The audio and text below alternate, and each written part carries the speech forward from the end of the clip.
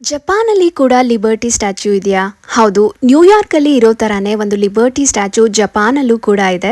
America ಹಾಗೆ France ಎರಡು ರಾಷ್ಟ್ರಗಳ ನಡುವಿನ ಸ್ನೇಹವನ್ನ ಸ್ಮರಿಸಲು ಹೇಗೆ ಸ್ಟ್ಯಾಚ್ಯೂ ಆಫ್ ಲಿಬರ್ಟಿ ನ್ಯೂಯಾರ್ಕ್ನ ಲಿಬರ್ಟಿ ಐಲ್ಯಾಂಡ್ ಅಲ್ಲಿ ಇದೆಯೋ, ಫ್ರಾನ್ಸ್ ಹಾಗೆ ಜಪಾನ್ನ ಸ್ನೇಹವನ್ನ ಸ್ಮರಿಸಲು ಜಪಾನ್ನ ಟೋಕಿಯೋ ನಗರದಲ್ಲಿರುವ ಒದೈಬಾ ಅನ್ನೋ ಜಾಗದಲ್ಲಿ ಈ ಸ್ಟ್ಯಾಚ್ಯೂ ಆಫ್ ಲಿಬರ್ಟಿಯನ್ನ ಸ್ಥಾಪಿಸಲಾಗಿದೆ.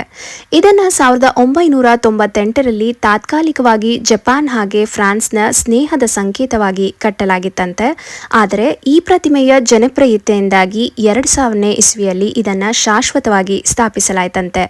ಜಪಾನಿನ ಈ ಸ್ಟ್ಯಾಚ್ಯೂ ಆಫ್ ಲಿಬರ್ಟಿಯ ವಿಶೇಷತೆ ಏನು ಅಂತ ಹೇಳಿದ್ರೆ, ಈ ತಾಯಿಗೆ ಜಪಾನಿನ ಒಸಾಕಾ ಹಾಗೆ ಶಿಮೋದ ನಗರಗಳಲ್ಲಿ ಸಹೋದರಿಯರು ಕೂಡ ಇದ್ದಾರಂತೆ.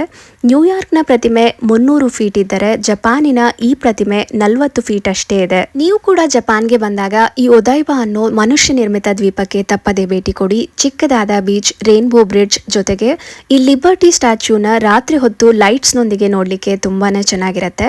ಹಾಗೆ ಈ ಜಾಗದ ಇನ್ನೊಂದು ವಿಶೇಷತೆ ಏನು ಅಂತ ಹೇಳಿದ್ರೆ, 65 ಅಡಿ ಎತ್ತರದ ಈ ಗಂಡಮ್ ಸ್ಟ್ಯಾಚ್ಯೂ.